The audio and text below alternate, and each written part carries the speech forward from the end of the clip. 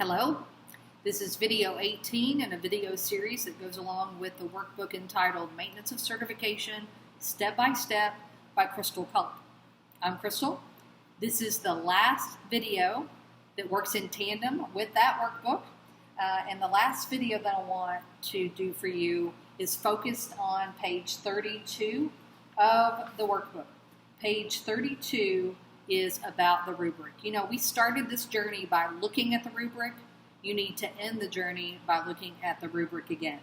So, National Board, remember in this very first video, I told you about scoring and that there is no number score that you're going to get. Your measure of success, overall, is there sufficient evidence of professional growth and its positive impact on student learning that continues to align with those 5 core props, the architecture of accomplished teaching, and those National Board standards. So the rubric statements that help measure whether or not you have achieved this are on page 32. I've included them, and you can see I've kind of columned up the rubric statement, a place for component 1 and a place for component 2. Because what you need to do is read each rubric statement measure, each bullet, and decide, where have I met this measure of success? Was it in component 2?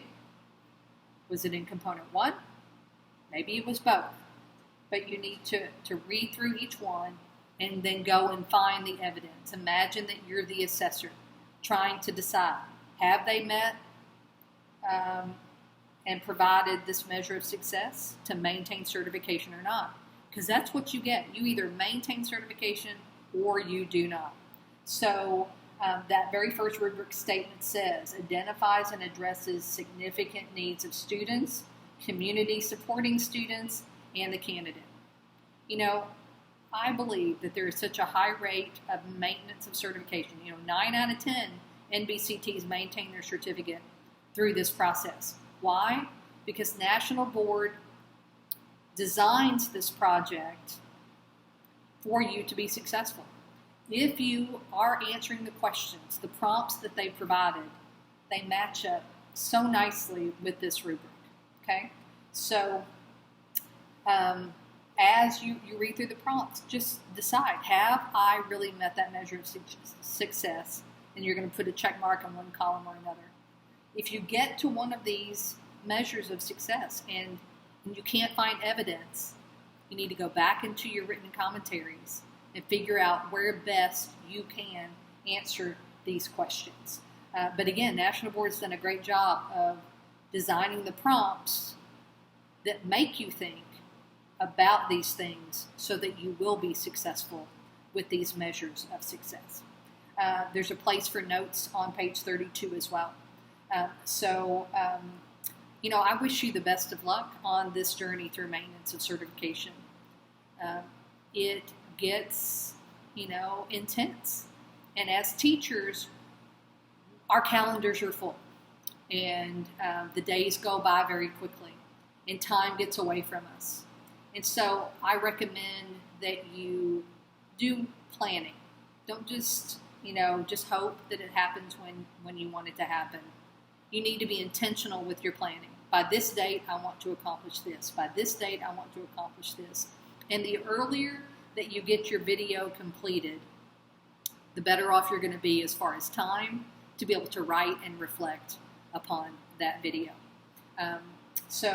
Again, I wish you the very best through this journey.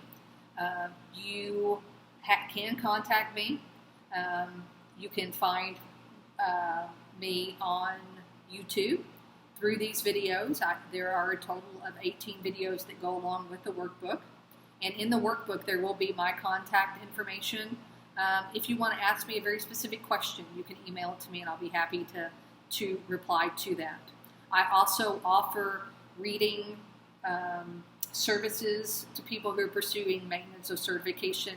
I do that at an additional cost because, I take this very seriously and it is a good chunk of my time when I do that. So all of that information you'll find in the workbook. maintenance of certification step by step.